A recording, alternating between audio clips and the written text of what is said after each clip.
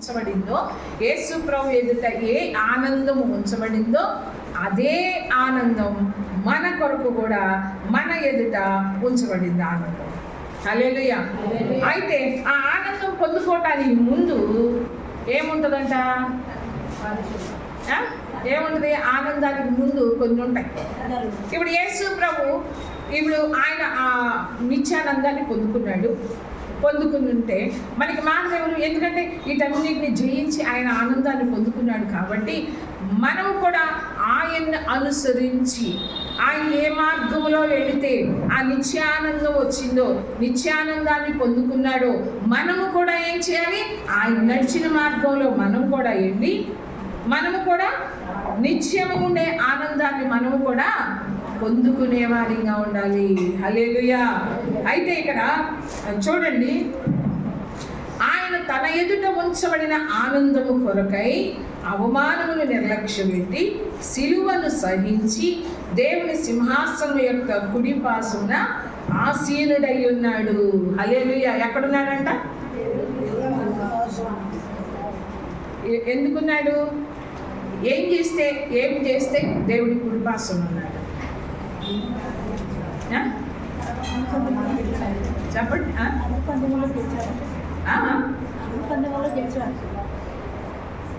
ఏ పలుగు పని? చూడండి అక్క, అది చూడండి. అవమానమును నిర్లక్ష్య పెట్టాడంట. ఒకటి ఏం నిర్లక్ష్య పెట్టాడు? అవమానమును నిర్లక్ష్య పెట్టాడు. సిలువను సహించాడు. ఏం చేశాడు అంటే తన ముందున్న ఆనందాన్ని పొందుకోవటానికి ఆయన ఆనందానికి ముందున్న అవమానాన్ని నిర్లక్ష్య పెట్టాడంట, సిలువను సహించంట. ఈ రెండింటిని జయించినప్పుడే ఆ ఆనందాన్ని పొందుకుంది. అంతేకాదు దేవుని కుడిపాసున ఆసీనుడయ్యాడంట. హల్లెలూయా. ఇప్పుడు మన ఎదుట కూడా ఉంచబడిని. నువ్వు పరిగెత్తుతున్నావు. దేంట్లో పరిగెత్తుతున్నావు? గురి. నాకు ఒక గురి ఉంది. ఏముంది? అక్కడ నిత్యానందం ఉంది. యేసు ప్రభు ఏ ఆనందాన్ని పొందుకున్నాడో అదే ఆనందం అక్కడ అది ఉంచబడింది. నిత్యానందం. అది ఒకరోజు పోయేది కాదు, లేకపోతే ఈ లోకం ఇచ్చే ఆనందము కాదు, తాత్కాలికమైన ఆనందము కానే కాదు, అది నిత్యానందము. ఆ నిత్యానందాన్ని నువ్వు పొందుకోవాలి అంటే ఆ ముందున్న వాటిని నువ్వేం చేయాలా? జయించాలి. హల్లెలూయా. జయించిన వాళ్ళని మనం చూడాలి. ఎవరు జయించారో, ఎవరు ఆ నిత్యానందాన్ని పొందుకున్నారో వాళ్ళ వైపు చూసి వాళ్ళ మార్గంలోనే మనము కూడా నడిస్తే మనము కూడా ఏం పొందుకుంటాం? ఆ నిత్యానందాన్ని పొందుకుంటాం. నాకు ఆనందం కావాలి కానీ అమ్మో ఈ అవమానాలు వద్దు, ఈ సిలువ వద్దు అనుకుంటే చెప్పండి. చెప్పండి. అవమానాన్ని ఏం చేశాడంట? నిర్లక్ష్య పెట్టేశాడు. ఆ ఆనందము కొరకు, ఏ ఆనందము? నిత్యానందము కొరకు యేసు ప్రభు అంట ఏం చేశాడంటే అవమానాలన్నింటినీ నిర్లక్ష్య పెట్టేశాడు. సిలువ శ్రమలు సహించాడంట. అందుకనే దేవుని కుడిపాసున ఇప్పుడు మనకి కూడా ఏమిస్తాడు? ఆయన పక్కన ఇస్తాడా లేదా? ఏమిస్తాడు? ఆయన పక్కన కూర్చుని అంటే సింహాసనం మీద. ఇప్పుడు యేసుప్రభు ఎక్కడ కూర్చున్నాడు? తండ్రి కుడిపాసన అంటే పక్కన కూర్చున్నాడు. యేసుప్రభు ఏమన్నాడు? నా పక్కన కూర్చోవటానికి మీకు ఎవరైతే జయిస్తారో వాళ్ళని నా పక్కనే కూర్చో. చూడండి, అది మీకు ప్రకటన గ్రంథంలోనే కదా ఉంది. ఆ మాట కూడా చదివి వినిపిస్తాను.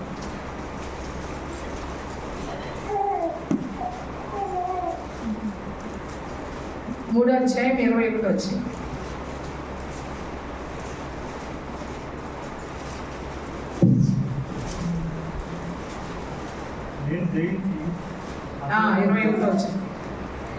నేను జయించి ఏం జయించాడు? గుర్తుపెట్టుకోండి అమ్మ కొంచెం. ఏం జయించాడు? అవమానాలన్నిటిని ఏం చేశాడు? ఏంటి ఆనందాన్ని చూస్తున్నాడు. ఇవన్నీ తోసేసుకుంటూ ముందుకు వెళ్తాడు. అవమానాలన్నిటినీ లక్ష్య పెట్టడం లేదంట వాటిని. హల్లెలూయా. లక్ష్య పెట్టడంలో అవమానాలు రానియండి, నిందలు రానియండి, తిరస్కారాలు రానియండి. అధికమైన తిరస్కారాన్ని పొందుకున్నాడంట దావీదు. హల్లెలూయా. అహంకారుల నిందలు ఇవన్నీ కూడా ఇప్పుడు యేసు ప్రభు కంటే ఎక్కువ తిరస్కారాన్ని కానీ, ఎక్కువ అవమానాలను కానీ, ఎక్కువ నిందలు కానీ పొందుకున్న వాళ్ళు ఎవ్వరు కూడా లేరు. అందుకని ఇక్కడ వేటిని జయించాలి? నేను జయించి, యేసు ప్రభు జయించాడు. జయించి నా తండ్రితో కూడా ఆయన సింహాసనమునందు కూర్చుండి ఉన్న ప్రకారము. దేని ప్రకారము చెప్పాలయ్యా? మీరేటో చూస్తారు మగపిల్లలు, యవనస్తులు. ఎట్లానంట? నేను జయించి చూసానే చెప్పండి.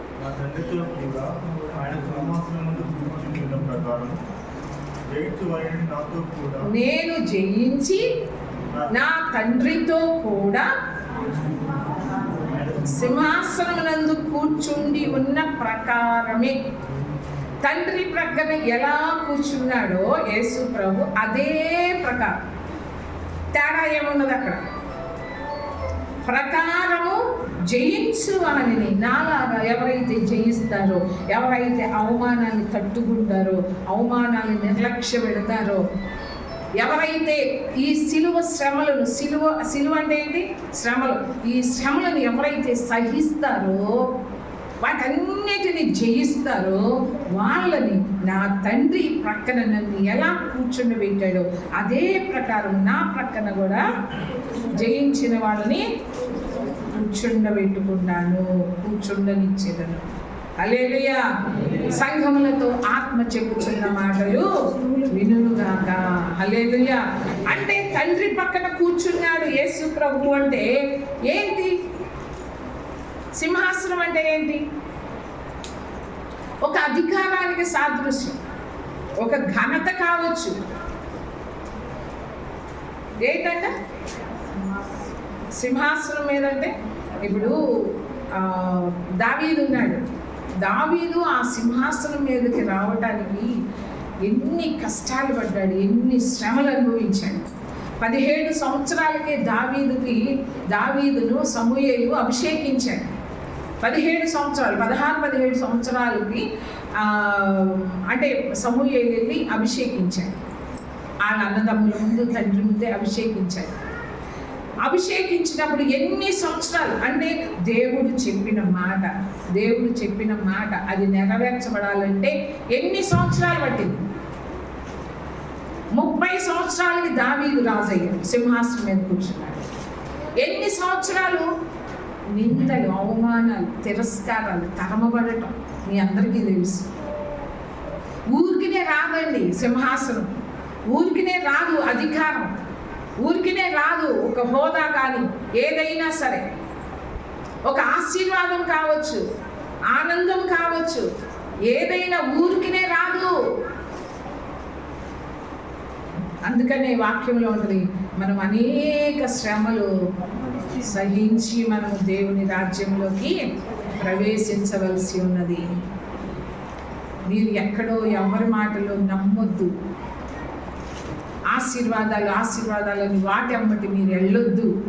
దేవుడు ఇస్తాడు మీకు. మీ అవసరతలు ఏంటో దేవుడు ఇస్తాడు, మీకు అవసరమైన ఏంటో దేవుడు మీకు ఇస్తాడు. యేసు ప్రభు ఎప్పుడన్నా కొంతమంది పిట్ట కథలు చెప్తూ ఉంటారు కదా, లేకుంటే నవ్విస్తూ ఉంటారు కదా, అవునా? కొంతమందికి అవి ఇష్టం బాగా. ఏమి ఇష్టం? పక్కా నవ్వాలి. ఏంటి? అప్పుడు ఏమంటారు? అబ్బా ఇవాళ అసలు నిద్రే రాలేదు. ఏమంటారు? చక్కగా విన్నాం, నిద్రే రాలేదంట. ఎందుకు నిద్ర రాదు? నవ్విస్తూ ఉన్నాడు కాబట్టి. నవ్విస్తూ ఉంటే మీకు నిద్ర రాదు. వాక్యం చెప్తే నిద్ర వస్తుంది. మీరు నవ్వాలనుకుంటే జబర్దస్తులు చాలా ఉన్నాయి, ఎంతకంటే ఎక్కువ నవ్విస్తారు. అవునా కదా? యేసు ప్రభు ఎప్పుడూ కూడా నవ్వించే మాటలు చెప్పలేదు. ఏం మాటలు చెప్పాడు?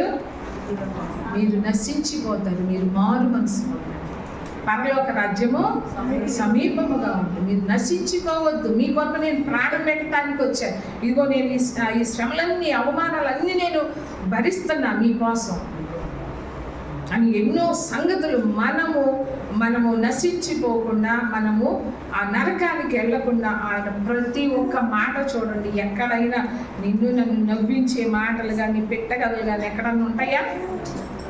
ఎక్కడా ఉండవు.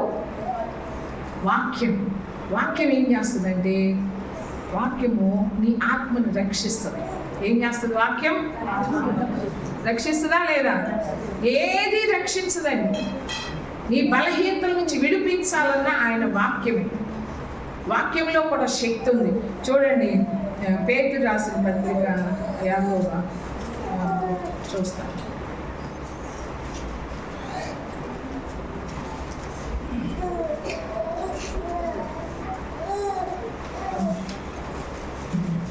యాకోబు రాసిన పత్రిక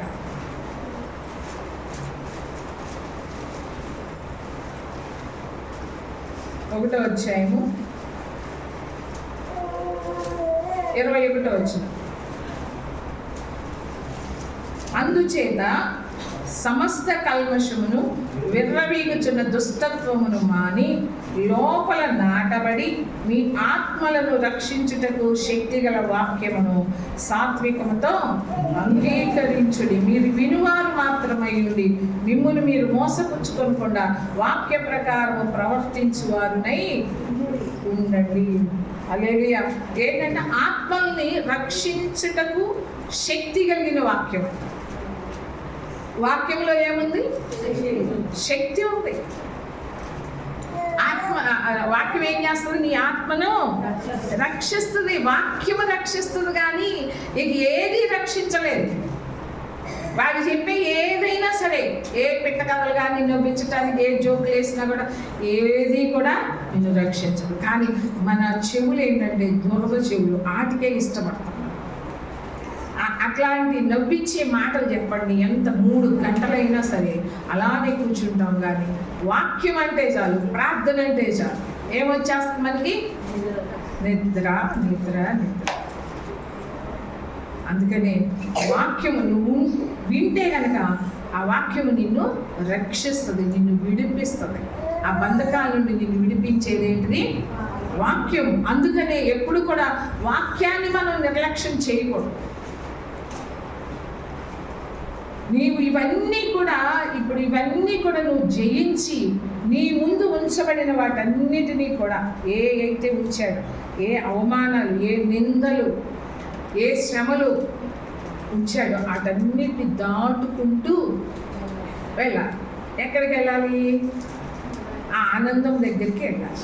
ఇవన్నీ దాటుకొని వెళ్ళాలి ఆనందం దగ్గరికి. హల్లెలూయా. మధ్యలో ఉన్నాయి ఇవన్నీ కూడా. యేసు ప్రభు కూడా మధ్యలో ఏమున్నాయి?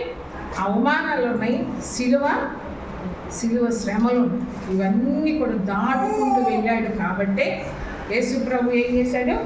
ఆయన వాటన్నిటిని జయించి తండ్రి కుడిపాసున్న ఆయన ఆశీర్వాదం. అలాగనే ఎవరైతే ఈ అవమానాలు నిర్లక్ష్య పెడతారో, ఈ సిలువను సహిస్తారో, వాళ్ళు మాత్రమే ఆయన పక్కన కూర్చోండి. హల్లెలూయా.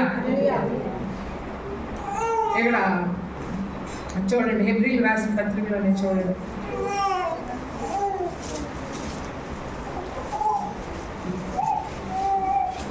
నువ్వు దేవుని మార్గంలో నడిచేటప్పుడు యేసు ప్రభువు దగ్గరికి రాగానే నీకు అన్నీ జరిగిపోవు. నువ్వేది అనుకోని నువ్వు దేవుని సన్నిధికి వచ్చావో అది రాదు, అది జరగదు. నేను ప్రభువు నమ్ముకున్నాక నేను ప్రభు దగ్గరికి వచ్చింది అప్పుల గురించే వచ్చాను.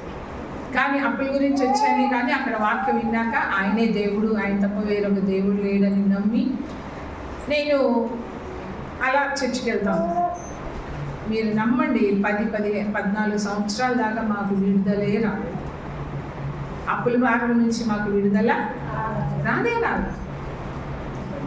అసలు వచ్చింది ఎందుకు? నేను అప్పుల నుంచి తీరుస్తాడు. ఈ అవమానాలు ఆ రోజుల్లో అప్పు తీసుకుంటే అప్పు ఇచ్చిన వాళ్ళు ఏం చేస్తారు?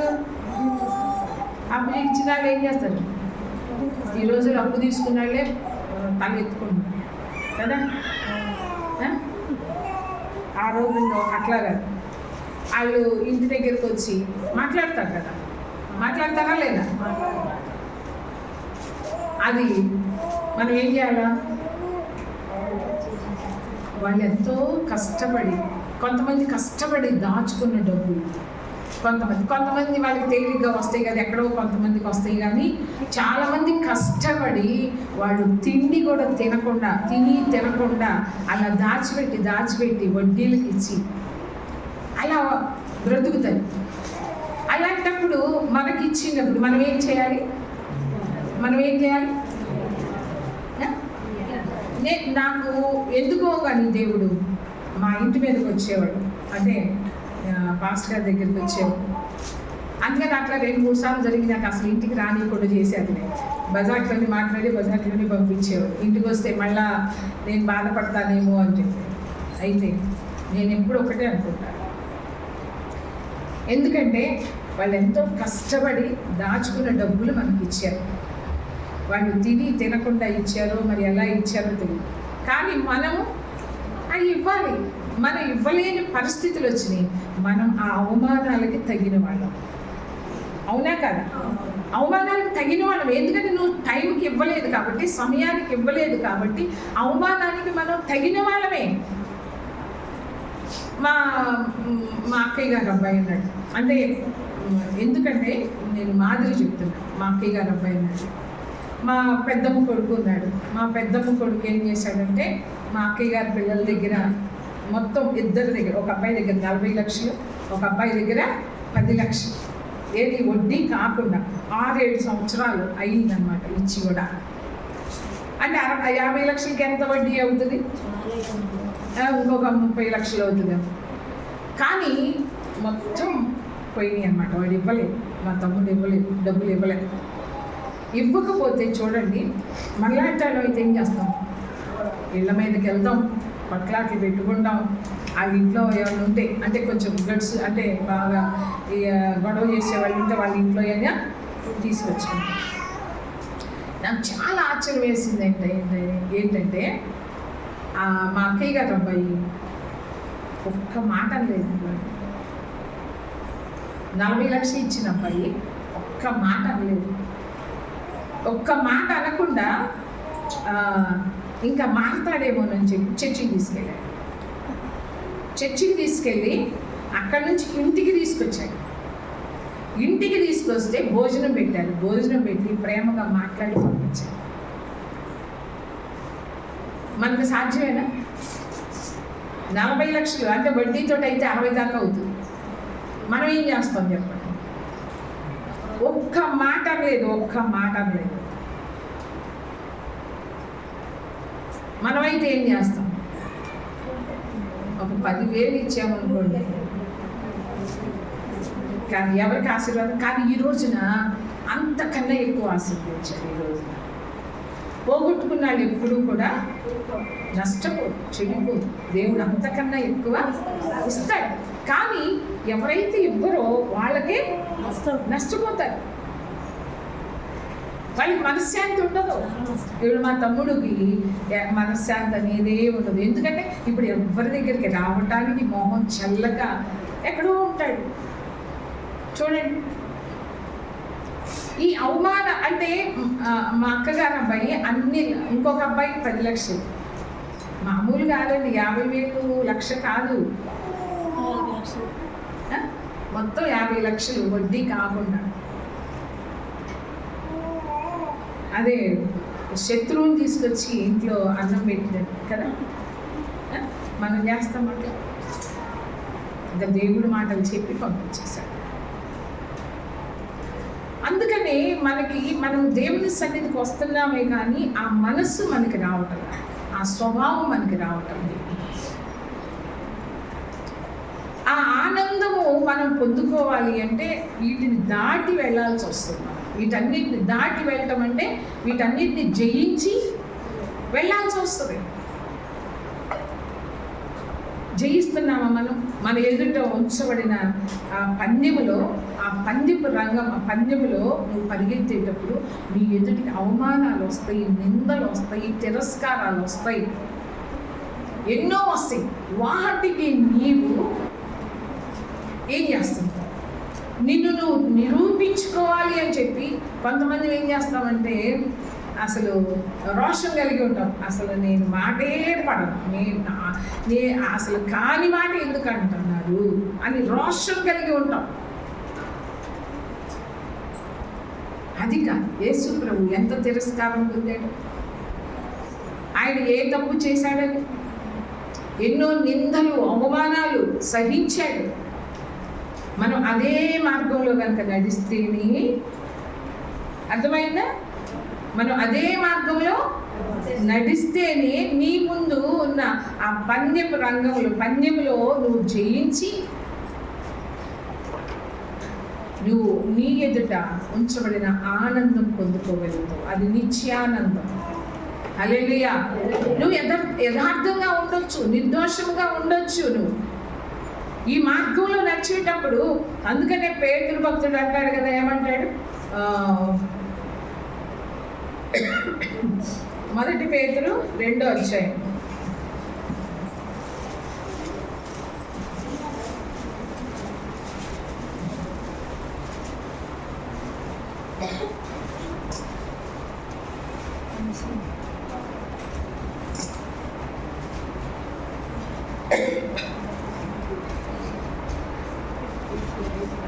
నువ్వు ఎప్పుడైతే యథార్థముగా దేవుని సన్నిధిలో కొనసాగుతూ ఉంటావో,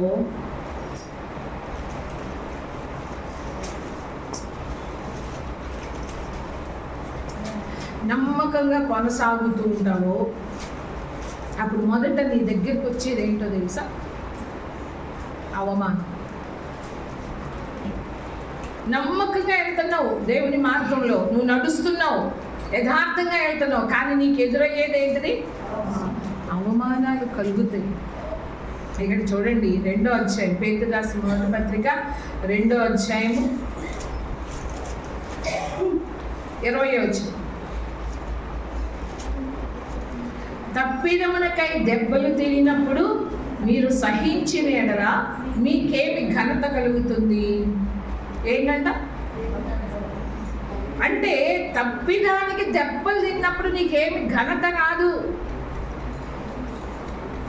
నువ్వు చేసిన తప్పిదానికి నీకు దెబ్బలు పడుతున్నాయి అంటే చెల్లు అంతే. నువ్వు చేసిన తప్పిదానికి నువ్వు దెబ్బలు తింటున్నావు. అప్పుడు బాధపడినప్పుడు, ఆ తినినప్పుడు నువ్వు సహిస్తే, నువ్వు తప్పు చేసావు కాబట్టి నీకు దెబ్బలు పడినాయి, వాటిని నేను సహించాను అనుకుంటే దానివల్ల ఏమి ఘనత రాదు, ఏదీ రాదు. నువ్వు తప్పు చేసావంతే. కానీ ఎప్పుడైతే నువ్వు మేలు చేసి బాధపడితే అప్పుడు చూడండి, మేలు చేసి బాధపడినప్పుడు మీరు సహించిన ఎడల అది దేవునికి హితమగును. ఇందుకు మీరు పిలువబడ్డారు. ఎందుకు మనం అందరం పిలువబడ్డాం? ఎందుకు పిలువబడ్డాం? మేలు చేసి. కానీ మనం ఏం చేస్తాం? మనకి రోషం, మనకి చాలా రోషం ఉంటుంది, పనికి మాలిన రోషం మనకి ఉంటుంది. నేను చెయ్యని తప్పుకు నేను ఎందుకు మాటలు పడాలి, ఎందుకు నన్ను అన్నారని మనం గుంజుకుంటూ ఉంటాం. కానీ వాక్యం అలా చెప్పటం లేదు. వాక్యం ఏం చెప్తుంది? మేలు చేసి నువ్వు బాధపడు, వాళ్ళకి మేలు చేయి. వాళ్ళు అప్పుడు నిన్ను అవమానపరుస్తారు, తిరస్కరిస్తారు వాళ్ళు. అప్పుడు నీకు ఏం కలుగుతుంది? అప్పుడు నీకు మేలు కలుగుతుంది. అది దేవునికి ఇష్టమైంది, అది దేవునికి హితమగును. ఇందుకే మీరు పిలువబడ్డారు. ఎందుకు మనం అందరం పిలువబడ్డాము? మేలు చేసి బాధపడతారు, అంతేగాని నేను ఎందుకు ఈ మాట పడాలా, నేను అనకుండా నన్ను ఎందుకు అనాలా, ఈ నిందలు నా మీదకి ఎందుకు రావాలి, నా మీద ఎందుకు నిందలు వెయ్యాలి అనుకున్నామంటే ఇక అయిపోయింది. అయితే వాక్యం గుర్తుకు రావాలి నీకు. నేను కీడు చేసి దెబ్బలు తింటే అంటే మాటలు పడితే అది ఘనత తీసుకురాదు దేవుని దగ్గర. నువ్వు మేలు చేసి నువ్వు దెబ్బలు తిను, నువ్వు మాటలు పడు, అవమానాలు పొందు, అప్పుడు నీకు అది మేలు, అది నీకు ఆశీర్వాదం. అందుకే నువ్వు పిలువబడ్డావు. అదే దేవునికి ఇష్టమైంది. ఇప్పుడు ఇది లేకుండా, వీటిని దాటకుండా, ఈ అవమానాలని, ఈ తిరస్కారాలని, ఇవన్నీ దాటకుండా, ఈ శ్రమలు, ఈ సమస్యలు, ఇరుకులు, ఇబ్బందులు ఇవన్నీ దాటకుండా మాత్రం నీకు ఆ ఆనందం మాత్రం నీ దగ్గరికి రాదు. యేసు ప్రభు పొందుకున్నాడు ఆ నిత్యానందాన్ని. ఇక్కడ ఏమనుందో చూడు, ఫిబ్రవరికి రాసిన పత్రికలోనే, ఆయన తన ఎదుట ఉంచబడిన ఆనందము కోసం. ఏంటి ఆనందం? ఏంటి ఆనందం? ఆయన ముందు ఉంచబడిన ఆనందం ఏంటి? తండ్రి పక్కన కూర్చోవడం, తండ్రి కుడిపాసున కూర్చోవటం ఆయనకు ఆనందం. అందుకనే బైబిల్లో క్రొత్త నిబంధనలో చాలా చోట్ల తండ్రి కుడిపాసున కూర్చుండబెట్టాను, తండ్రి కుడిపాసున అని చాలా చోట్ల. అది ఆనందం.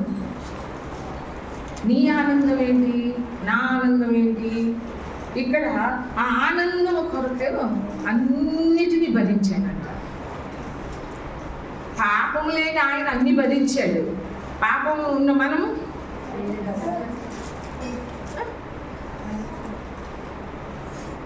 ఎప్పుడూ కూడా మనము ఒకవేళ నీవు అనకపోయినా, ఒకవేళ నిన్ను అంటే నువ్వేం చేయాలి? ఆనందించాలంట. అది దేవుని దృష్టికి హితం అవుతుందంట, ఇష్టం అవుతుంది. నీకు సంతోషం రావాలి, ఆనందం రావాలి. నువ్వు చెయ్యని తప్పుకు నీ మీద నిందలు పడుతున్నాయి అంటే, నిన్ను అవమానిస్తున్నారంటే నీలో ఏం కలగాలి? వస్తుందా? లేకుంటే అది కూడా రాదు. అయితే ఏది రాదు? చెప్పండి. వాటికి అవతలు ఉన్నాయి కదా, అవమానాలు, నిందలు, తిరస్కారాలు, శ్రమలకి దాటి నాకు ఉన్నది కదా, అది కూడా మనకి రాదు. వీటిని జయిస్తేనే నీవు దాని దగ్గరికి వెళ్ళగలుగుతావు. అంటే జయించి ఆయన కూర్చుండి ఉన్న ప్రకారం నిన్ను కూడా ఆయన ప్రక్కన కూర్చుండనిస్తాడు. లేకపోతే అది ఎంత ఘనతో చూడండి, ఎంత ఘనత అంటే అది. అంటే సింహాసనం అంటే అది ఒక ఘనత, ఒక అధికారానికి గుర్తు. అది పొందుకోవాలంటే దాని ముందు ఎన్నో శ్రమలు మనము అనుభవించాల్సి వస్తుంది. హల్లెలూయా.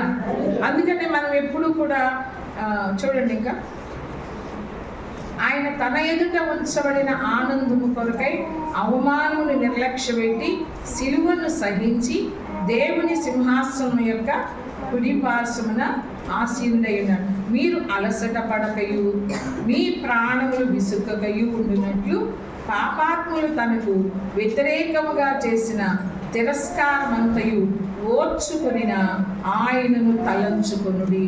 మీరు ఈ పరుగు పందెంలో ఎవరిని తలుస్తున్నారు? చెప్పండి. నిజంగానే ఎవరిని తలుచుకుంటున్నారు? ఈ పరుగు అంటే ఈ మార్గంలో మనం నడుస్తున్నాం. ఈ మార్గంలో నడిచేటప్పుడు నిందలు, అవమానాలు, తిరస్కారాలు వస్తున్నాయి. మీరు ఎవరిని తలంచుకున్నారు? ఎవరిని జ్ఞాపకం చేసుకుంటారు? ఈ మార్గంలో నడిచేటప్పుడు ఇదే మార్గం, సిలువ మార్గం. మీకు కొంతమందిని నేను చూపిస్తా, కొంతమంది ఏ మార్గంలో నడిచారో చూపిస్తా. యూదా పత్రిక చూడండి, ప్రకటనకు ముందే ఉంటుంది.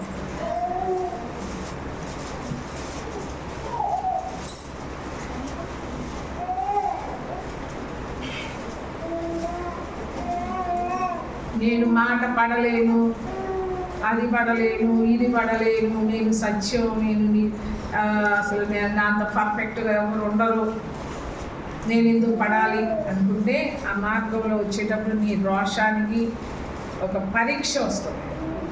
ఏమొస్తుంది? ఒక పరీక్ష వస్తుంది, నీ ఎదుటికి వస్తాయి.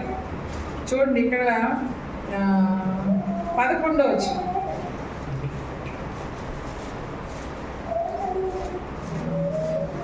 వచనం. అయ్యో వారికి శ్రమ, వారు కయ్యూను నడిచిన మార్గమున నడిచిరి, బహుమానము పొందవలెనని బిలాము నడిచిన తప్పు త్రోవలో ఆతురముగా పరుగెత్తిరి, కోరహు చేసినట్టు తిరస్కారం చేసి నశించిరి. హల్లెలూయా. కయ్యూను, అయ్యో వారికి శ్రమ. ఎవరికి శ్రమ? ఈ మార్గంలో నడవకుండా సులువైన మార్గాలు ఉంటాయి. ఈ మార్గంలో నడిస్తే ఏమొస్తాయి? శ్రమలు వస్తాయి, అవమానాలు వస్తాయి, నిందలు వస్తుంది, తిరస్కారాలు వస్తాయి. అందుకని చెప్పి కొంతమంది ఏం చేస్తారంటే ఈ సిలువ మార్గంలో కాకుండా పక్కన ఇంకొకటి ఉంటుంది, ఇంకొక మార్గం ఉంటుంది, ఆ మార్గంలో నడుస్తారు. ఏ మార్గం అంటే అది కయ్యూను నడిచిన మార్గం. హల్లెలూయా. ఏ మార్గం? కయ్యూను నడిచిన మార్గం ఏంటి? కయ్యూను నడిచిన మార్గం తమ్ముడిని దేవుడు ఆశీర్వదించాడు, తమ్ముడి యొక్క అర్పణను అంగీకరించాడు అని చెప్పి కయ్యూనికి ఏమొచ్చింది? కోపం వచ్చేసింది. నా అర్పణను అంగీకరించలేదు, నా తమ్ముడిని అంగీకరించాడు, నా తమ్ముడికి ఆశీర్వాదమా, నాకు వద్దా? అందుకని ఏం చేశాడు కయ్యూను? హేబేలు చంపేస్తే అంతా నాకే అనుకున్నాడు. హేబేలు చంపేస్తే, ఇద్దరు అన్నదమ్ముళ్ళు ఉన్నారనుకోండి, ఒకళ్ళు చంపేస్తే ఇంకొకరికి ఏమొస్తుంది? వాళ్ళకి 10 ఎకరాలు ఉందనుకోండి, ఏమొస్తుంది? మొత్తము ఆయనకే వస్తుంది. కొంతమంది ఆలోచనలు అలా ఉంటాయి. కయ్యూను ఏం చేశాడంటే తమ్ముడిని చంపేశాడు. అది తప్పుడు మార్గం. చూడండి, కయ్యూను నడిచిన మార్గమున నడిచారంట కొంతమంది. వాళ్ళకి శ్రమ, కయ్యూను ఎన్నో శ్రమలు అనుభవించాడు. తర్వాత దేవుడే శాపం పెట్టేశాడు. కయ్యూను నడిచిన మార్గంలో నడవద్దు ఎవరు కూడా. నీ ప్రార్థన అంగీకరించకుండా పక్క వాళ్ళ ప్రార్థన అంగీకరించాడు, నిన్ను ఆశీర్వదించకుండా పక్క వాళ్ళని ఆశీర్వదించాడని, వాళ్ళ పిల్లలు ఎట్లా, వీళ్ళ పిల్లలు ఎట్లా అని చెప్పి మనం ఎప్పుడు కూడా అలా ఆలోచించకూడదు. అది తప్పుడు మార్గం. ఇంకో మార్గం ఏంటి?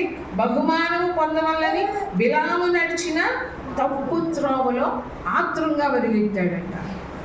ఆత్రం ఎప్పుడు వస్తుంది? అది పోతుందేమో. ఎప్పుడు ఆత్రంగా పరిగెత్తుతారు? ఏదో కనపడతా ఉంది, ఏదో 1 లక్ష రూపాయల మూట అక్కడ ఉందనుకోండి, లేకుంటే ఒక బంగారం ఏదో నగ కనపడింది అనుకోండి, ఎట్లా పరిగెత్తుతారు? ఆత్రంగా పరిగెత్తుతారు. ఈ బిలాము సంగతి మనకు తెలుసు కదా. అంతకుముందు ఏమనుకున్నాడు? నేను దేవుడు చెప్పిన మాటే నేను ఇటు చూడాలా. అంతకుముందు ఏమనుకున్నాడు బిలాము? ఇంతటి బంగారం ఇచ్చినా, ఎంత ఘనతనిచ్చినా నాకు, నేను అసలు దేవుడు మాట తప్ప వేరే మాట నేను వినను. ఇంతటి బంగారం. చూడండి, ఆ మాట అంటాడు చూడండి అక్కడ న్యాయాధిపతుల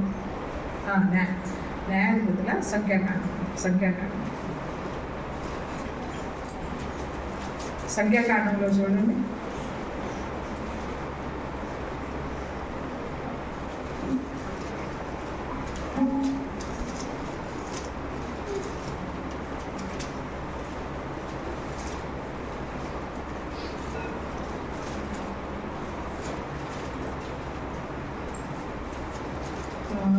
ఇరవై 22 వచ్చి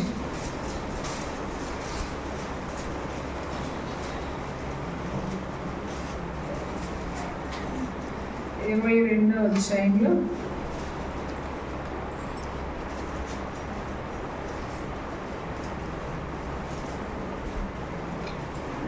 16 వచ్చింది.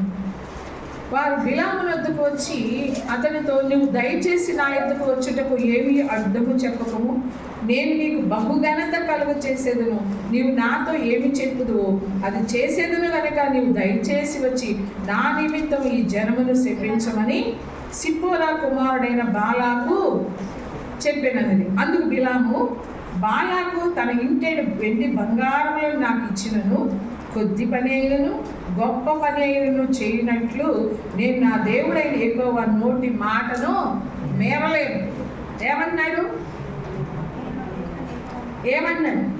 నా దేవుని మాట అస్సలు మేరు. నా ఎదుట నువ్వు ఎంతైనా ఉంచి, ఎంత వెండి బంగారాలైనా బహుఘనతను కలుగు చేస్తా అన్నాడు రాజు. అయితే నువ్వు నా ఎదుట నువ్వు ఎలాంటి వెండి బంగారం, ఇంటెడు బంగారం అంట. బాలాకు తన ఇంటెడు అంటే ఆయన ఇంట్లో ఉన్న తన ఇంటెడు. మీకు అర్థమవుతుందా? ఎందుకని తల కింద వేసుకున్నారు? తల ఉంచుకొని నిద్రపోతున్నారా? తన ఇంటెడు, తన ఇంట్లో ఉన్న బంగారం అంతా, తన ఇంటెడు బంగారము నాకు ఇచ్చినా సరే నేనేం చేయను, నా దేవుని మాట అస్సలు మేరు. ఏం చేశాడు తర్వాత? అంతకుముందు ఆయన ప్రవక్తే. తర్వాత ఏం చేశాడు? మళ్ళీ రెండోసారి చెప్పంగానే ఏం చేశాడు? రెండోసారి మళ్ళీ మనుషులు పంపించాడు. మొదటిసారి ఏమో నేను రానని చెప్పాడు. మొదటిసారి దేవుడి దగ్గర విచారణ చేశాడు. దేవుడిని అడిగాడు, ఏమని? అయ్యా నేను వెళ్ళాలా వద్దా? ఆ బాలకు రమ్మంటున్నాడు, ఆ రాజు రమ్మంటున్నాడు, నేను వెళ్ళాలా వద్దా అని అడిగాడు దేవుడు. మంచిగా మనం కూడా అదే చేస్తాం, మొదట అడుగుతాం. అడిగినప్పుడు అది వద్దు అంటే, అప్పుడు నేను పొరపాటు విన్నానేమో, అది కాదేమోలే అనుకోని దాన్ని మనం త్రోసివేస్తాం. మొదట విన్నాడు, నేను రాను అని చెప్పాడు. రాను అని చెప్పిన తర్వాత మళ్ళీ రెండోసారి మళ్ళీ ఆ రాజు వేరే వాళ్ళని పంపించాడు. వాళ్ళు ఏం చెప్తారు? నీకు బహుఘనతను కలుగు చేస్తాడు రమ్మంటే. అప్పుడు కూడా అంటాడు, ఇంటేడు బంగారం ఇచ్చినా కూడా నేను రాను అని చెప్పిన తర్వాత చూడండి 19వ వచనంలో,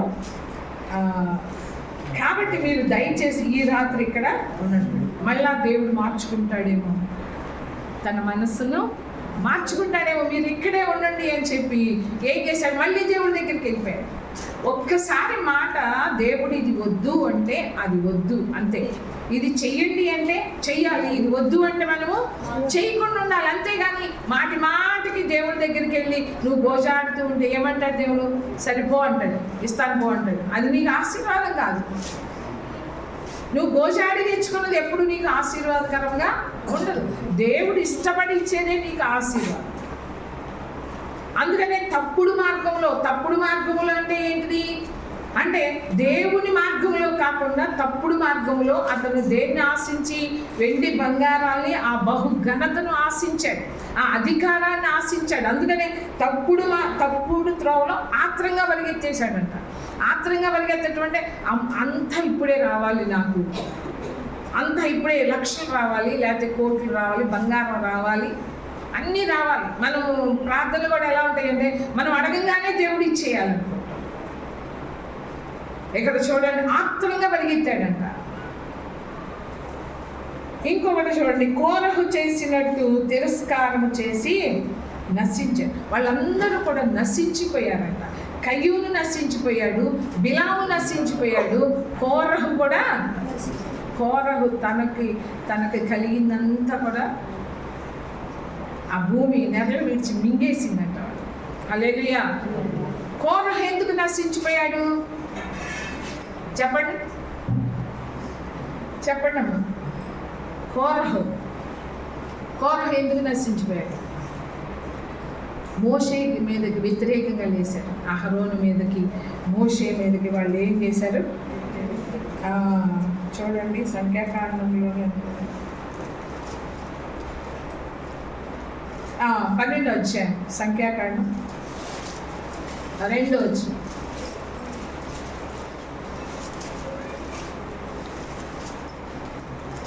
వారు మోషే చేత మాత్రమే యెహోవా పలికించిన ఆయన మా చేతను పలికింపలేదా అని చెప్పుకొనగా యెహోవా ఆ మాట వినెను. మోషే భూమి మీద ఉన్న వారందరిలో మిక్కిలి సాక్షుడు. ఇక్కడ ఏమని గొడవ వచ్చిందంటే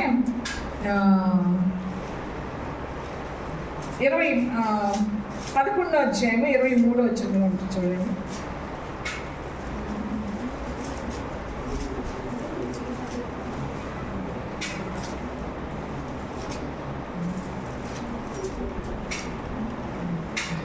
ఇక్కడ కాదు,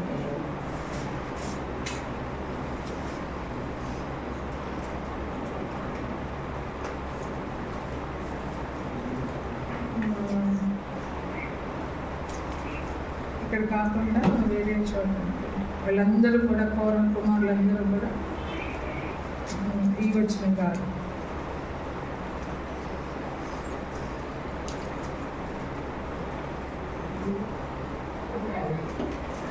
పదహారు వచ్చే సంఖ్యాకాండం 16 వచ్చే సంఖ్యాకాండం 16 అధ్యాయము 1వ వచనం నుండి చదువుదాం.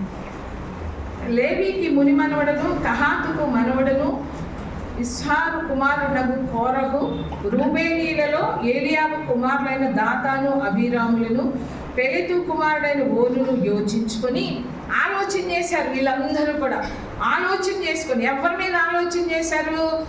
మోషే మీద, అహరోను మీద. వీళ్ళందరూ కూడా వాళ్ళిద్దరికి వ్యతిరేకంగా ఆలోచనలు చేశారు.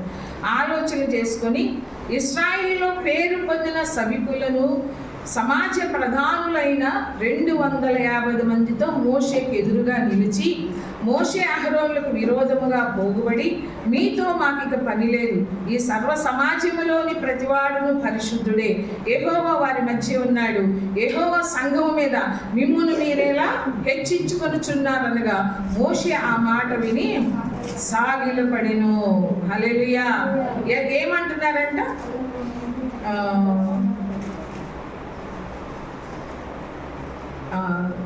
6వ వచనం చూడండి.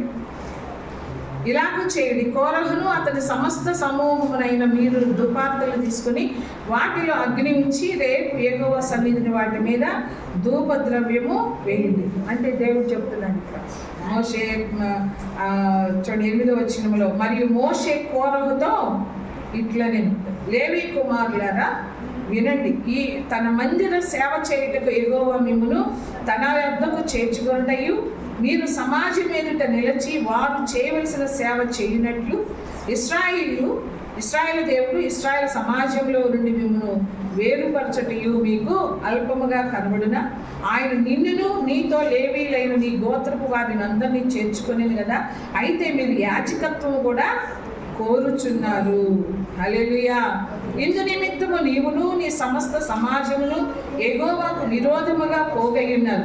అహరోను ఎవడు, అతనికి విరోధముగా మీరు సనగనేలా అని. అప్పుడు మోషే ఏలియాబు కుమారులైన దాతాను, అబీరాములను పిలువనంపించాను. అయితే వారు ఏమంటున్నారో చూడండి. మేము రాము, ఈ అరణ్యంలో మమ్మల్ని చంపవాలని పాలు తేనె ప్రవహించే దేశంలో నుండి మమ్మల్ని తీసుకొని వచ్చుట చాలినట్టు మా మీద ప్రభుత్వము చేయుటకును నీకు అధికారము కావాలనా? అంతేకాదు, నీవు పాలు తేనె ప్రవహించే దేశంలోనికి మమ్మను తీసుకొని రాలేదు, పొలములు ద్రాక్ష తోటలు గల స్వాస్థ్యము మాకు ఇయ్యలేదు, ఈ మనుషుల కన్నులను ఓడదీయుదువా మేము రాము అని. హల్లెలూయా. తిరుగుబాటు చేశారు. ఈ కోరహు వీళ్ళందరూ ఏం చేశారంటే, వాళ్ళు మోషే అహరోనుల మీద లేవటమే కాదు, వాళ్ళు ఇంకా కొంతమందిని పోగేసుకున్నారు. 250 మందిని పోగేశారు. వాళ్ళతో ఏకీభవించారు, వాళ్ళతో కలిశారు. అంటే ఒక చెడు చేయటానికి వాళ్ళు చూడండి ఎంతగా ఏకీభవించారో చూడండి. ఎవరి మీద? మోషే అహరోనుల మీద. దేవుడు ఏమన్నా అంటే అహరోను సంతతికే ఈ యాజకత్వము అహరోను సంతతికి ఇచ్చారని చెప్పాడు. మిగతా వాళ్ళందరికీ, ఆ లేవి కుమారులందరికీ కూడా మిగతా వాళ్ళకి ఆ మందిరంలో సేవ చేసే పనులు ఇచ్చాడు. కొంతమందికి కట్టెలు కొట్టే పని, లేకుంటే నీళ్లు తెచ్చే పని, మందిరంలో సేవ చేసే పని మిగతా వాళ్ళకి ఇచ్చాడు. కానీ యాజకత్వం ఒక్కటే అహరోను సంతానానికి ఇచ్చాడు. దానికి వీళ్ళు ఏం చేస్తున్నారంటే తిరుగుబాటు చేసేస్తున్నారు. అందుకని కోరము నశించినట్లుగా నశించిపోతుంది. అందుకని ఎప్పుడూ కూడా మనము తిరుగుబాటు చేసేవారిగా ఉండదు. ఇక్కడ సర్వ సమాజము కూడా, ప్రతి ఒక్కళ్ళు కూడానంట తిరుగుబాటు చేశాడంట. వాళ్ళు ఏమంటారు, ఈ సర్వ సమాజంలోని ప్రతివాడును పరిశుద్ధుడే, మిమ్మల్ని మీరు ఎందుకు హెచ్చించుకుంటున్నారు? మోషేని అడుగుతున్నారు. వీళ్ళందరూ కూడా మోషేని, అహరోనుని అడుగుతున్నారు, మిమ్మల్ని మీరు ఎందుకు హెచ్చించుకుంటున్నారు? మీలాగా మేము పాటలు పాడగలం, మీలాగానే మేము వాక్యం చెప్పగలం, మీలాగానే ఇన్స్ట్రుమెంట్స్ వాయించగలం, మీలాగానే అది చేయగలం, మీలాగా ఇది చేయగలం. మీరే కాదు పరిశుద్ధులు, మేము కూడా పరిశుద్ధులమే. కానీ అక్కడ వాళ్ళు ఆలోచించింది ఏంటంటే, దేవుడు అప్పగించిన పని. వాళ్ళకి అప్పగించింది ఎవరు? దేవుడు అప్పగించాడు. వీళ్ళకి ఇంకొక పని అప్పగించాడు. అందుకనే ఇక్కడ మోషే అంటున్నాడు, మీకు ఈ విషయము అల్పంగా కనిపిస్తుందా? మీకు అప్పగించిన పని అల్పంగా కనిపిస్తుందా? మీరు యాజకత్వాన్ని కూడా మీరు కోరుకుంటున్నారు. అహరోను సంతత కొంతమంది వాళ్ళ పిల్లలు వస్తారు కదా. అహరోను తర్వాత ఎవరు వచ్చారు? వాళ్ళ కుమారుడు వచ్చాడు. ఆ కుమారుడు తర్వాత ఇంకొక వాళ్ళ కుమారుడు వచ్చాడు. వీళ్ళకి ఏంటంటే వాళ్ళేనా చేసేది, మేము చేయలేమా? వాళ్ళకి వాక్యం తెలిసినట్టు మాకు తెలియదా? వాళ్ళు పరిశుద్ధులైనట్టు మేము కూడా పరిశుద్ధులమే కదా, వాళ్ళకంటే మాకు ఎక్కువ తెలుసు. ఇప్పుడు విశ్వాసులు ఉన్నారు అనుకోండి, 20 సంవత్సరాల నుంచి 30 సంవత్సరాల నుంచి వస్తున్నారు. కానీ శాపల యొక్క కుమారులు ఉంటారు అనుకోండి, వాళ్ళు ఏదో 5-6 సంవత్సరాల నుంచి వస్తున్నారు. ఇప్పుడు ఏమొస్తుంది? సంఘంలో ఏమొస్తుంది? మేము ఎప్పటి నుంచో వస్తున్నాం, మాకు ఇవ్వకుండా వాళ్ళ సంతానాన్ని నిలబెట్టుకుంటున్నారు. అహరోను విషయంలో జరిగింది అదే. సపోర్ట్ చేస్తారు కొంతమంది కదా, సపోర్ట్ చేస్తారు. ఈవిడ కోరంకి సపోర్ట్గా ఎంతమంది నిలబడ్డారు? 250 మంది నిలబడ్డారు సపోర్ట్గా. ఎవరైతే అలా వ్యతిరేకంగా ఉంటారో వాళ్ళకి సపోర్ట్ చేసిన వాళ్ళు కానీ అందరూ కూడా నశించిపోయారు. చూడండి ఇక్కడ 29వ వచనంలో, 16వ అధ్యాయం 29వ వచనంలో, మనుషులందరికీ వచ్చు మరణం వంటి మరణము వీరు పొందిన ఎడలను, సమస్త మనుషులకు కలుగునదే వీరికి కలిగిన ఎడలను యెహోవా నన్ను పంపలేదు. అయితే యెహోవా గొప్ప వింత పుట్టించటం వల్ల వారు ప్రాణములతో పాతాళంలో కూలినట్లు భూమి తన నోరు తెరచి వారికి కలిగిన సమస్తమును మృంగివేసిన ఎడల వారు యెహోవాను అలక్ష్యము చేసిరని మీకు తెలియను. అతడు ఆ మాటలన్నీ చెప్పి చాలించగానే వారి క్రింద నేల విడిచెను. భూమి తన నోరు తెరచి వారి కుటుంబములను, కోరల సంబంధులందరినీ, వారి సమస్త సంపాద్యమును మింగివేశాను. వారును వారి సంబంధులందరూ ఎవరైతే సపోర్ట్ చేశారో, నీకెందుకురా, మేమున్నాం, నువ్వు పో ముందుకని చెప్పి కొంతమంది ఏం చేస్తారు? వాళ్ళని రెచ్చగొడతారు. రెచ్చగొట్టి ముందుకు పంపిస్తారు. రెచ్చగొట్టి వాళ్ళు మాట్లాడేలాగా చేస్తారు.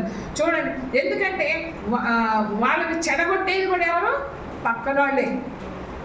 చూడండి, వారి సంపాదించిన వారును వారి సంబంధులందరూ ప్రాణముతో పాతాళములో కూలిరి, భూమి వారిని మింగివేశాను. వారు సమాజంలో ఉండకుండా నశించిపోయిరి. హల్లెలూయా. చూడండి, మనం అలాంటి మార్గంలో కాదు నడిచేది. కయ్యూను నడిచిన మార్గం కాదు,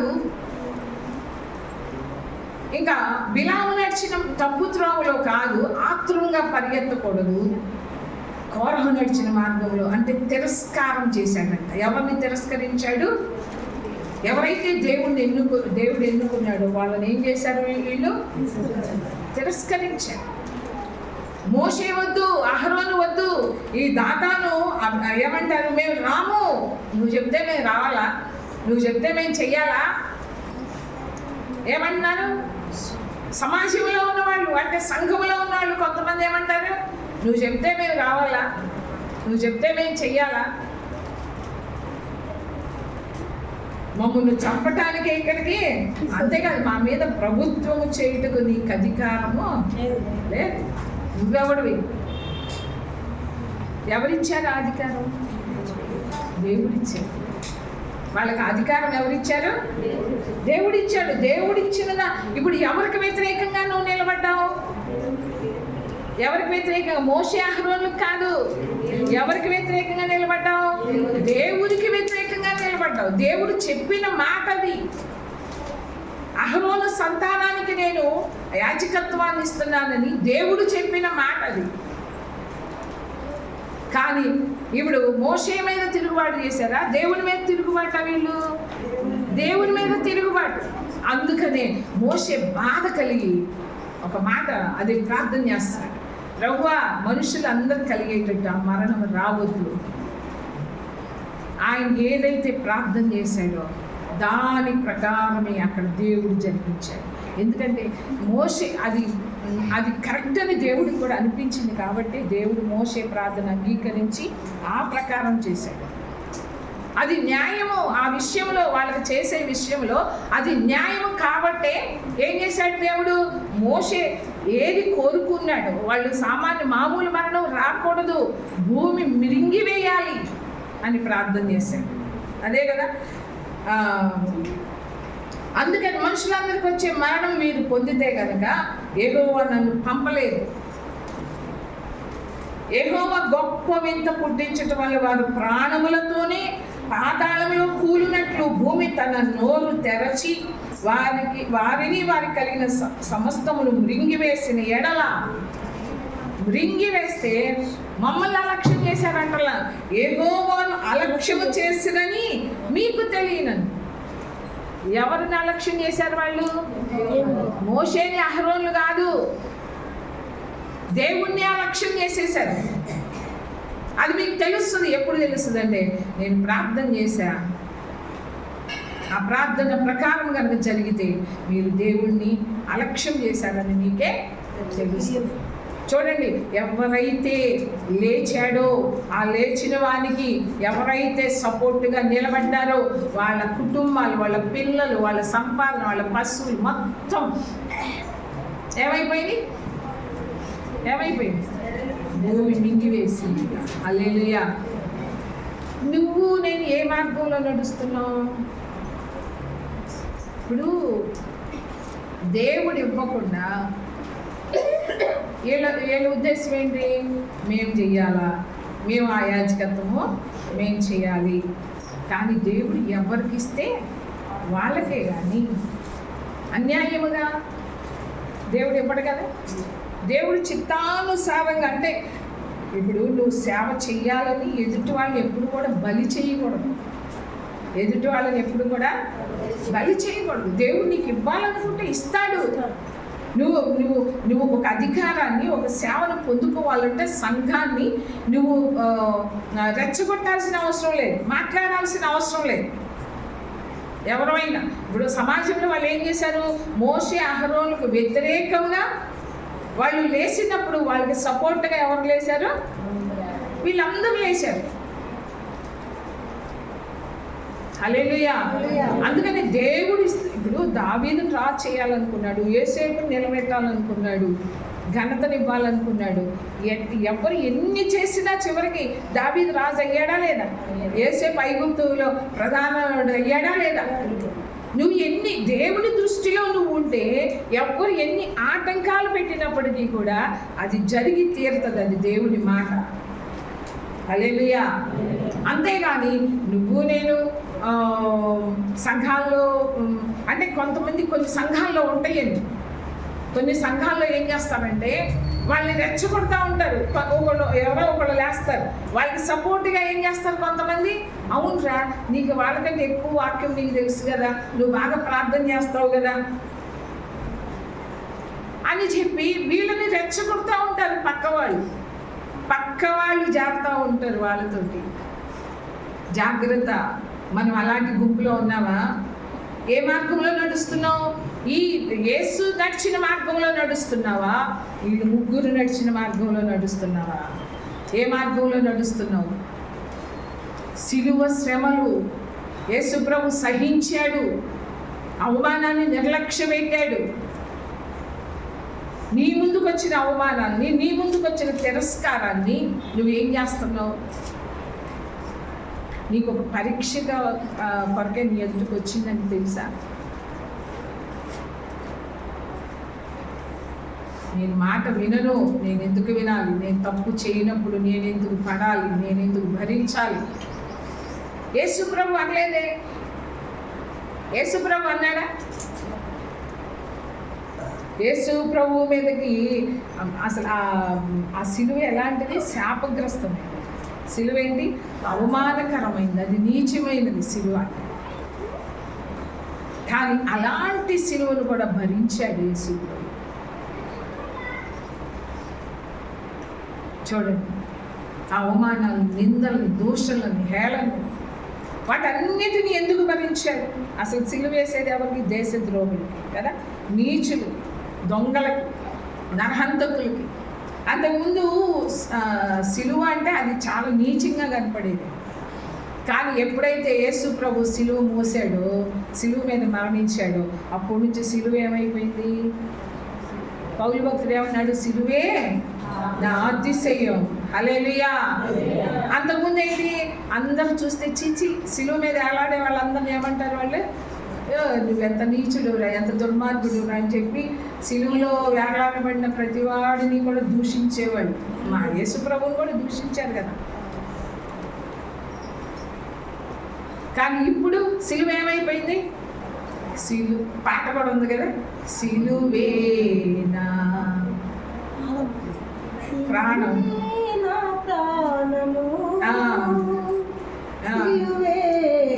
ధ్యానము, శిలనైన నన్ను మార్చింది నీ సిలువే, శిలనైన నన్ను మార్చింది నీ సిలువే, సిలువే నా ప్రాణము.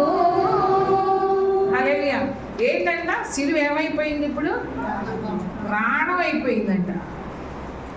ఆ సిలువ లేకపోతే ఈరోజు మనకి రక్షణ అనేది లేనే లేదు. అందుకనే పౌలు భక్తుడు అన్నాడు, సిలువే నా అతిశయం. ఈ లోకంలో ఆయన ఎన్నో కలిగి ఉన్నాడు. అన్ని ఘనత ఉంది, అంత ఘనత ఉంది. గమలీయేలు పాదాల దగ్గర నేర్చుకున్నాడు. అంత ఘనత ఉన్నప్పటికీ కూడా ఏదంటే అతిశయము? నా ఆస్తి కాదు, నా సంపాదన కాదు, నా ఘనత కాదు, నాకున్న జ్ఞానం కాదు, ఏది కాదు నా అతిశయం. నేను అతిశయించాలి అంటే దేనిని బట్టి అతిశయిస్తానంటే సిలువను బట్టే. సిలువ అంటే ఏంటి? శ్రమలే కదా. సిలువ అంటే శ్రమలే. అయ్యే నా అతిశయం అంటున్నాడు. మనం ఎప్పుడన్నా అట్లా అనుకుంటున్నామా? అంటే ఇప్పుడు నేను చెప్పేది ఏంటంటే, ఇప్పుడు యేసు ప్రభు తన ముందున్న ఆనందము కొరకు ఏం చేశాడంటే, తన ముందున్న అంటే అవమానాన్ని నిర్లక్ష్య పెట్టాడు, సిలువను సహించాడంట. చూడండి, మళ్ళీ ఒకసారి చదువుదాం. హెబ్రీయులకు రాసిన పత్రిక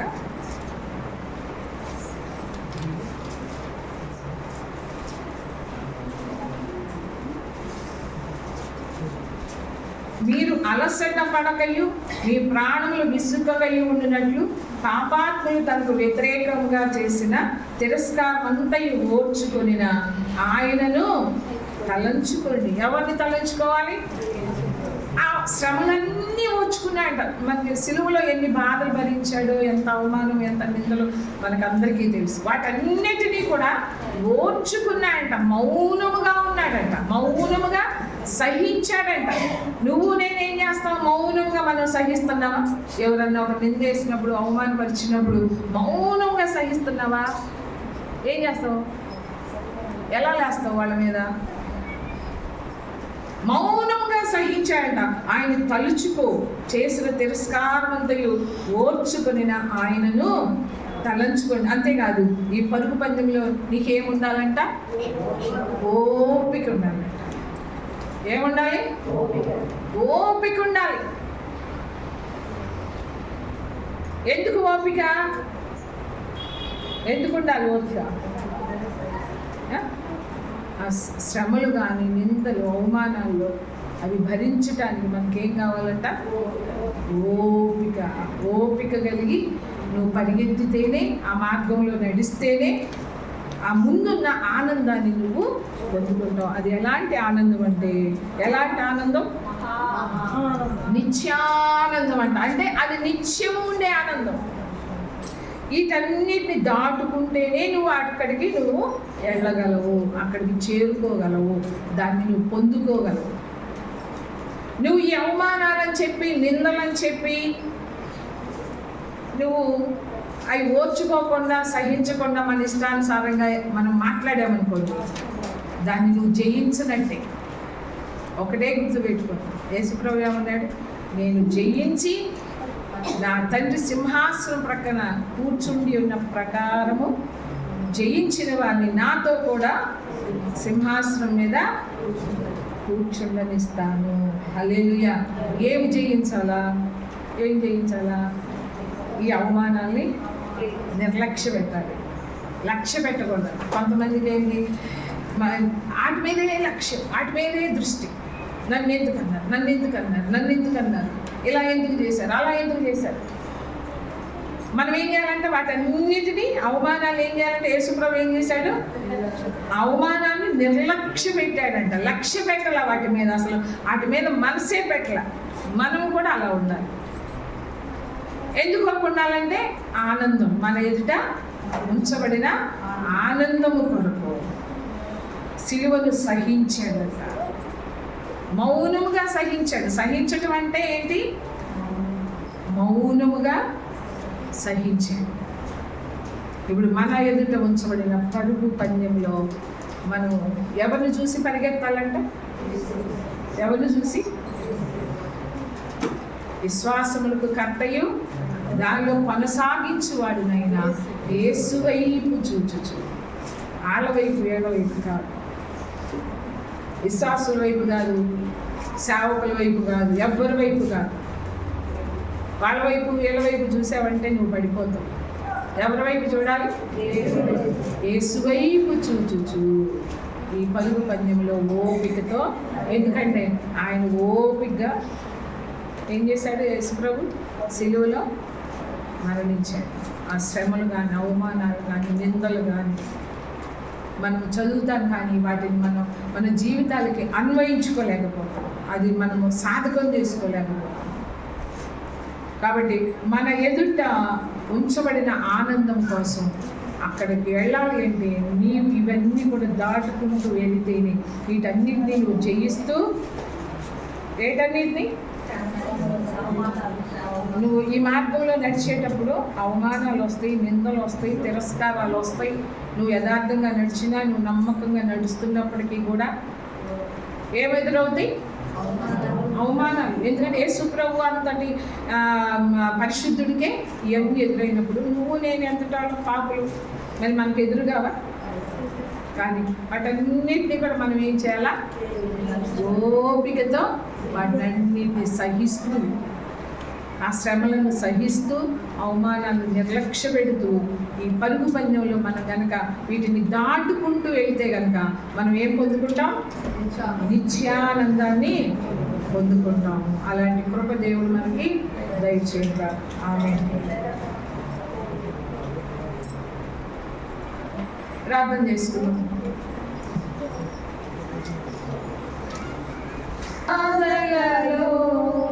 నన్నాదరించెను నీ సిలువే, శోధన బాధలలో నన్నాదరించెను నీ సిలువే.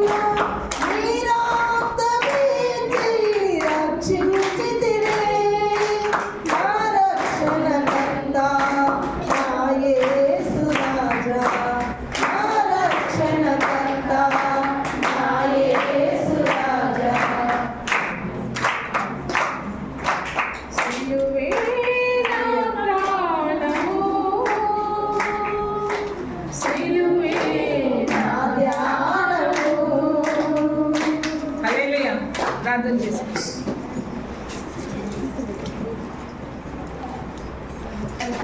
అయా తండ్రి నాయన ఆదరణకర్తలైన దేవాన్ని వందనాలు. అయా నీ వందనాలు స్తోత్రాలు నాయన జ్ఞాపకం చేసుకోండి తండ్రి. అయా తండ్రి నాయన ప్రభువా ఇంతబడిన వాక్యం నాయన మా హృదయాలలో దేవా అయా బదిలపరచమని అడుగుతున్నాం తండ్రి. నీ వందనాలు ప్రభువా.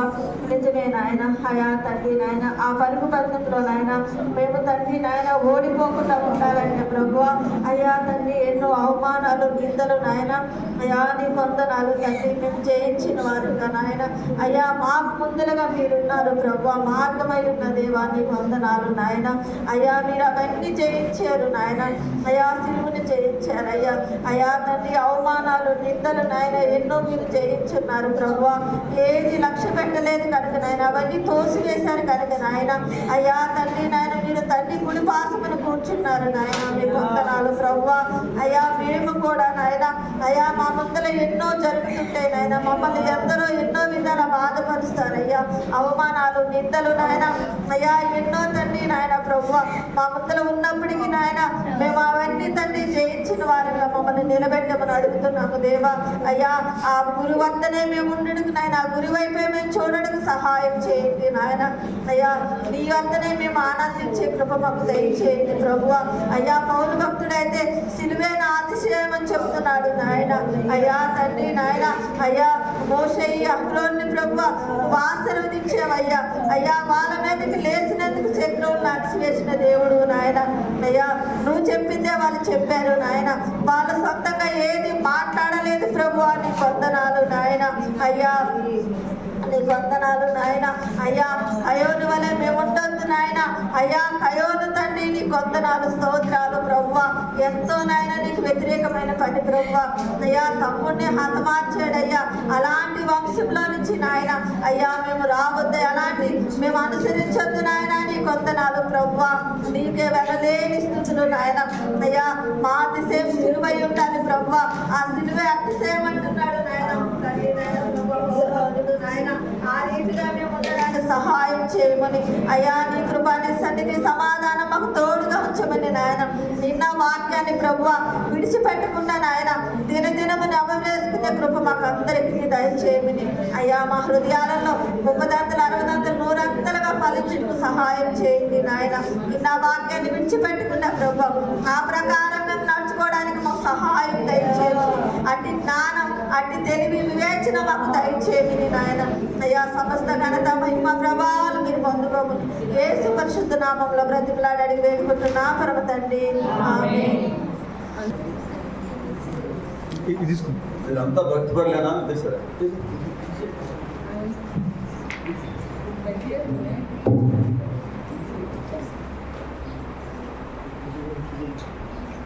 భక్తి పరులేనా మీరు అందరూ?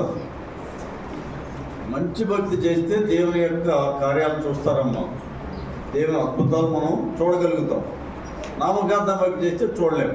అందువల్ల మంచి భక్తి చేయడానికి ఎట్లా అనేదానికి ఆలోచన చేస్తూ ఉండండి. వింటున్నారు కదా, వాక్యం వింటున్నారు కదా. మంచి భక్తి చేసేటట్టు ఏం చేయాలి? ఎవరు మంచి భక్తి చేయట్లేదంటే ఉదయాన్నే లేచి ప్రార్థన చేయనటువంటి వాళ్ళు నామకార్థాన్ని భక్తి పరులు. అదవుతుందమ్మా. పిల్లలు కానీ పెద్దలు కానీ గుర్తుపెట్టుకోండి. ఉదయాన్నే లేచి చీకటి ఉండగా లేచి ప్రార్థన చేయకపోతే మీరు నామకార్థన భక్తి. చదువొచ్చి కూడా బైబిల్ చదవకపోతే అది నామకార్థన భక్తి. గుర్తుపెట్టుకోండి. అవి రెండు కనుక్కుంటే ఏమవుతుంది? ఆత్మీయంగా ఎదుగుతారు. మీ ప్రార్థన మీకు ఏంటంటే దేవునితో కనెక్షన్ ఉంటుంది అన్నమాట. ప్రతిరోజు దేవునితో సహవాసం ఉంది కదా. చెప్తాను కదా, నేను సహవాసం చేస్తే వాళ్ళు వీళ్ళు అవుతారు. జాగ్రత్తగా ఆలోచించమ్మా. మంచి భక్తి చేయడానికి ప్రయత్నం చేయండి. మంచి భక్తి చేయకుండా నామకార్థంగా ఉండేవాళ్ళు వచ్చినా ఒకటే, రాకపోయినా ఒకటే. అర్థమవుతుందా? అది ప్రార్థన చేసుకుందాం.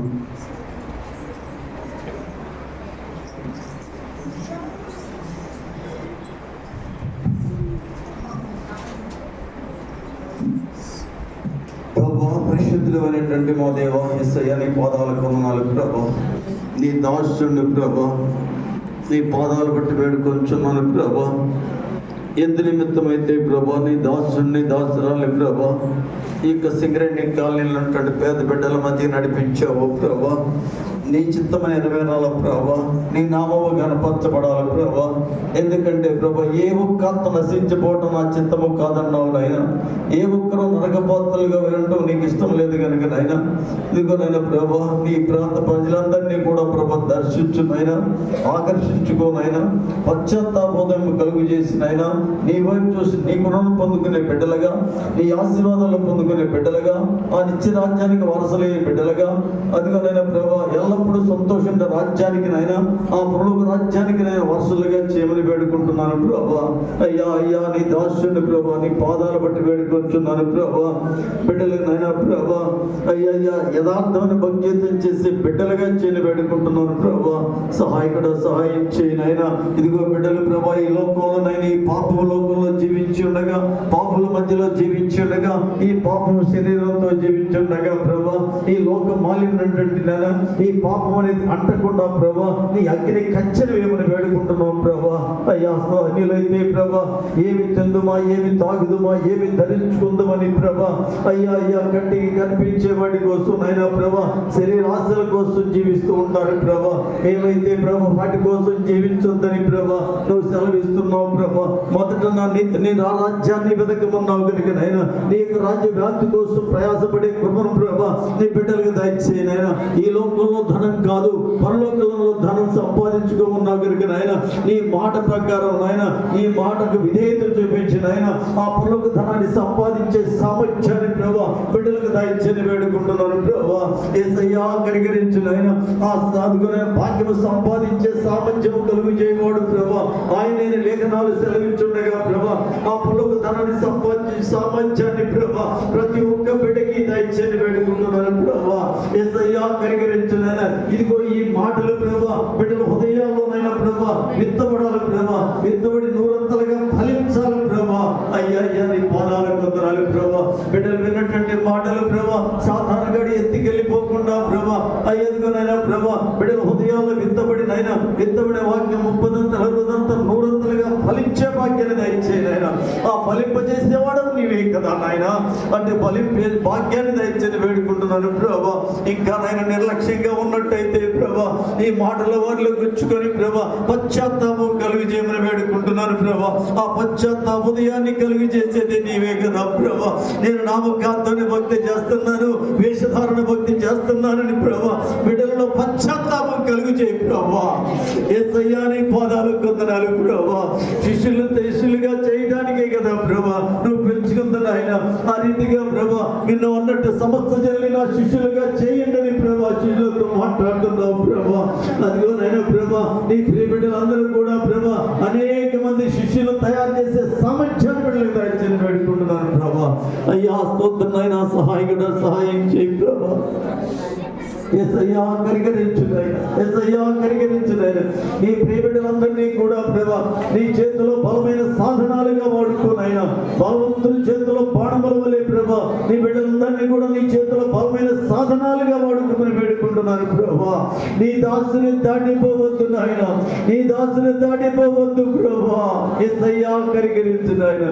ఈనాడు అనేక మంది పైకి భక్తి గల వారిలో ఉండి నాయన ప్రభా నేను భక్తిలో ఉన్న శక్తిని పొందుకోలేనటువంటి పరిస్థితుల్లో ఉంటున్నారు ప్రభా.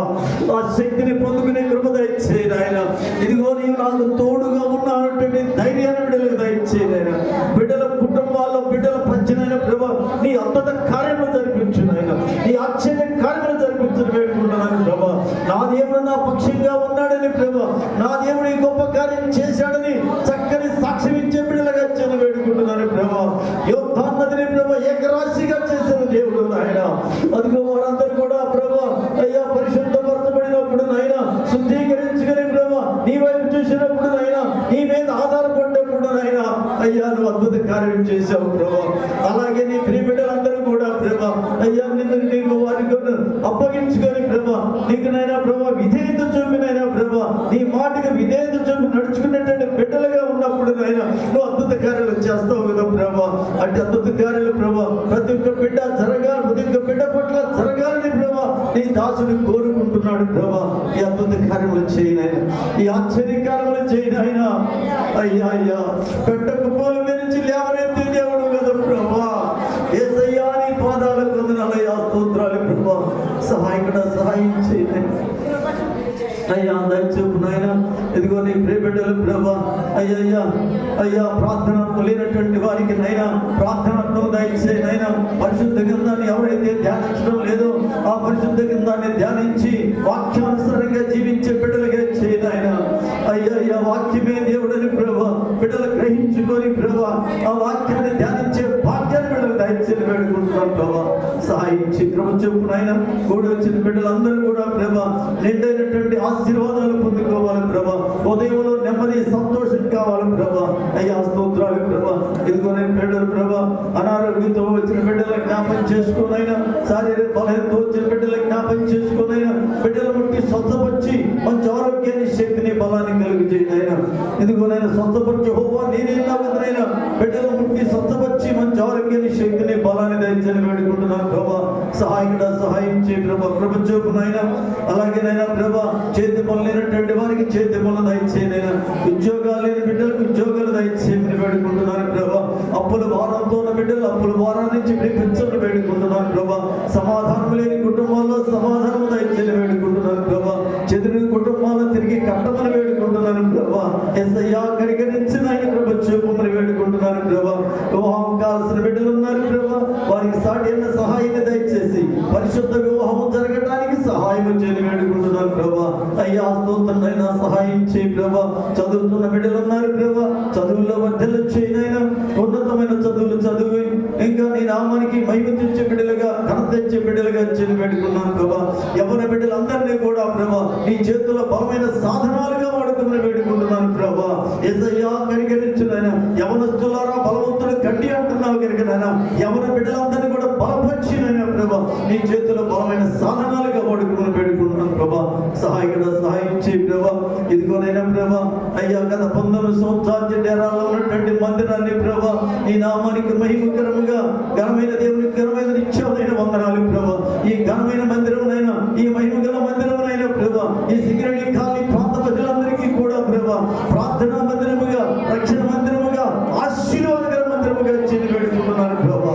యేసయ్యా నీ యొక్క అనాదికాల సంకల్పమే కదా ప్రభా ఈ యొక్క సింగరేణి కాలనీ ప్రాంత ప్రజలందరూ కూడా రక్షింపబడాలని, ఆ సంతోషం రాజ్యానికి వారసులు కావాలనే కదా ప్రభా ఈ మందిరాన్ని ఏర్పాటు చేసింది నాయన.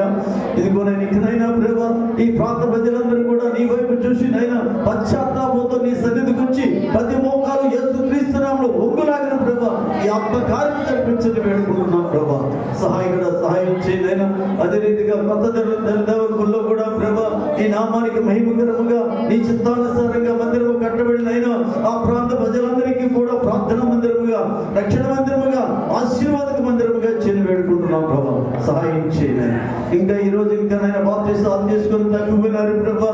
అట్టి వారందరినీ కూడా దర్శించునైనా, పశ్చాత్తాపం తిరిగి సర్దుకు వచ్చినైనా నీ దీవులు ఆశీర్వాదం పొందుకునే బిడ్డలుగా చేయని వేడుకుంటున్నాను ప్రభా. అయ్యా స్తోత్రం. సహాయం చేయ చూపునైనా. కూడిచిన బిడ్డలందరూ కూడా రెండవలుగా దీవించి ఆశీర్వించినైనా.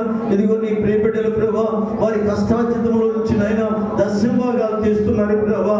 ఇదిగో ఈ పరిచయకు ఇచ్చారు ప్రభా, ఈ మందిర నిర్మాణానికి ఇచ్చారు ప్రభా.